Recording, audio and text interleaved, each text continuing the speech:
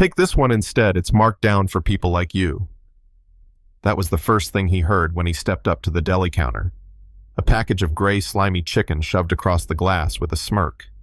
The sticker showed it had expired 3 days ago, but the clerk acted like she was doing him a favor.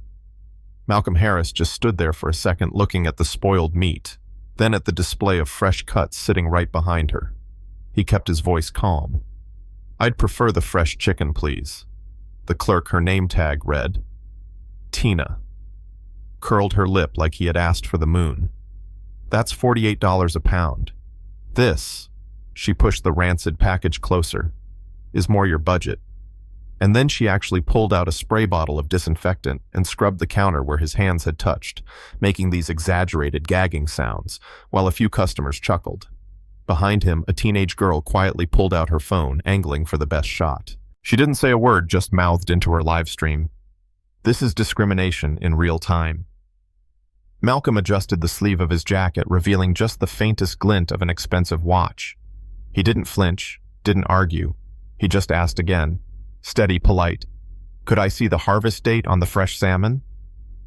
That was when the store manager walked out. Brad Lowell khakis, starched polo, spotless hair, slicked like he was interviewing for his own job. He took one glance at Malcolm's scuffed sneakers and the small tear near his pocket and frowned like he'd smelled something bad. "Problem here, Tina. This guy wants the premium salmon," she said loudly enough for everyone to hear. Brad's eyes swept Malcolm top to bottom. "Sir, that's $48 a pound. Fresh caught. We do have some day-old portions. Marked down." He gestured toward a tray that was obviously turning brown at the edges. "I said I'd like the fresh salmon," Malcolm replied, voice calm as stone. Brad stepped forward, planting himself between Malcolm and the display like a guard dog. "The fresh cuts are for our preferred customers. People who spend serious money here, not, well, you know." That last part hung in the air like smoke. A couple people shifted uncomfortably. An elderly woman cleared her throat, ready to say something, but Tina snapped, "Ma'am, please don't interfere, we're handling this." Malcolm pulled out his phone, angled the camera, and started taking pictures of the expired labels. Brad's voice rose instantly. "You can't film in here without permission." "Food safety is public information," Malcolm said flatly, clicking another photo. "Especially when someone tries to sell expired products." Tina's face flushed red. "It's not expired, it's marked down." But the dates were plain as day. A gasp rippled through the line. "Is that really what they're selling?" a woman asked. Brad waved his hands. "Don't listen to him, he's trying to cause trouble." That was the moment Malcolm opened a leather portfolio. Not flashy, but real quality Italian leather gold clasps. He pulled out a business card and spoke evenly. "I'd like to speak with your store manager about your food rotation practices and about how you treat customers." Brad laughed in his face. "Customer service is for customers. Maybe try the discount mart down the street, they're more accommodating to people like you." The words cracked through the store like a slap. Malcolm didn't raise his voice. He simply set the portfolio on the counter, unlatched it, and revealed a small digital recorder. "Just for the record," he said. "Has this conversation been recorded?" Brad paled. You can't record us." "Actually," Malcolm replied, "in this state, only one party needs to consent. And I consent." By now, the teen's live stream had jumped to hundreds of viewers. Comments flew in. "This is insane. Someone call the news." Rebecca Stone, the head manager, finally arrived, heels clacking, perfume trailing like smoke. "What's going on here?" Brad jumped in. "This man is harassing our staff, taking unauthorized photos." Rebecca gave Malcolm a once-over. Same dismissive look. "Sir, I'm going to need you to delete those photos and leave." "I'd prefer to talk about food safety violations," Malcolm said quietly. She laughed sharp as broken glass. "Food safety violations? From someone who doesn't even shop here." And then she snatched his phone out of his hand. Gasps erupted. The live stream girl yelled, "She just stole his phone. This is wild." Rebecca scrolled her face, changing as she saw the photos clear as day. Spoiled fish, rotten potato salad sandwich, meat gone gray. She tried to bluff. These are out of context. The dates are visible, Malcolm replied. And your staff made discriminatory comments about my appearance and my worth. Her voice rose defensive. That's a serious accusation. Do you have proof? Malcolm gestured around. Witnesses, recordings, and yes, I have more. Someone in the crowd, turns out she was a lawyer, spoke up. Single-party consent state. He can record. Rebecca's face reddened. She pulled her radio. Security code yellow. Two big guards appeared muscled and eager. Sir, time to go, one said. I'll wait for corporate, Malcolm answered. That froze everyone. Corporate. How would he know? Rebecca barked. Corporate isn't due until noon. They decided to come early, Malcolm said, glancing at his watch.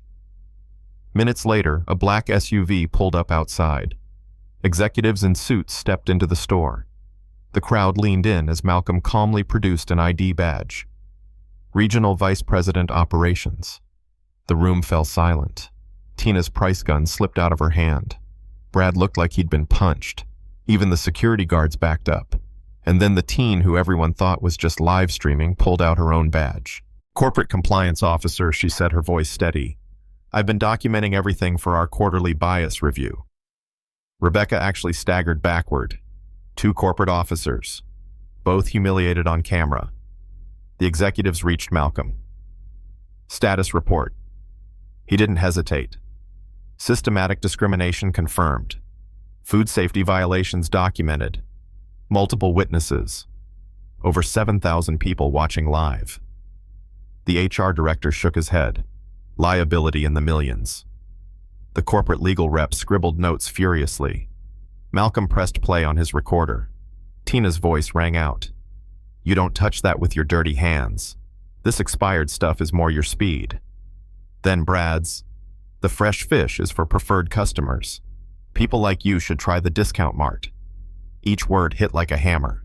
Rebecca tried one last defense, but it was over. The executives terminated her, Brad and Tina, on the spot. Security escorted them out as the crowd watched in silence. But Malcolm wasn't done. He opened his portfolio again, pulling out a thick reform plan. Immediate changes, he said. Expired inventory destroyed under state supervision. AI-powered systems to prevent this again. 40 hours of bias training for every employee. A $500,000 community investment fund. And a customer respect app that reports directly to my office. No more local cover-ups. He turned to two employees who'd quietly done their jobs while the chaos unfolded.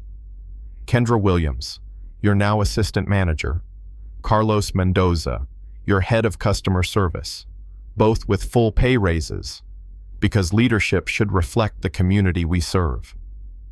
The live stream erupted with praise. Comments from around the country poured in. This is how you fix a company. Real accountability. I'd shop here now. Weeks later, the store had transformed. Shelves clean, staff, diverse customers treated like human beings. Satisfaction ratings doubled. The viral video crossed 2 million views. Other companies scrambled to copy the system. As for Tina, Brad, and Rebecca, each had their own fallout. One took bias training at her own expense. Another apologized publicly. The last ended up speaking at conferences about how prejudice destroys careers. But the lasting image wasn't their downfall. It was Malcolm, quiet, steady, never raising his voice. Showing that the strongest response to prejudice isn't rage, it's evidence and dignity, competence with character. So let me ask you, have you ever been judged before people even knew your story? Have you seen someone treated like they weren't worthy of the same respect as everyone else? Drop your thoughts in the comments. Was Malcolm right to fire them on the spot, or should people always get a second chance? Because at the end of the day, change only happens when someone is brave enough to say enough.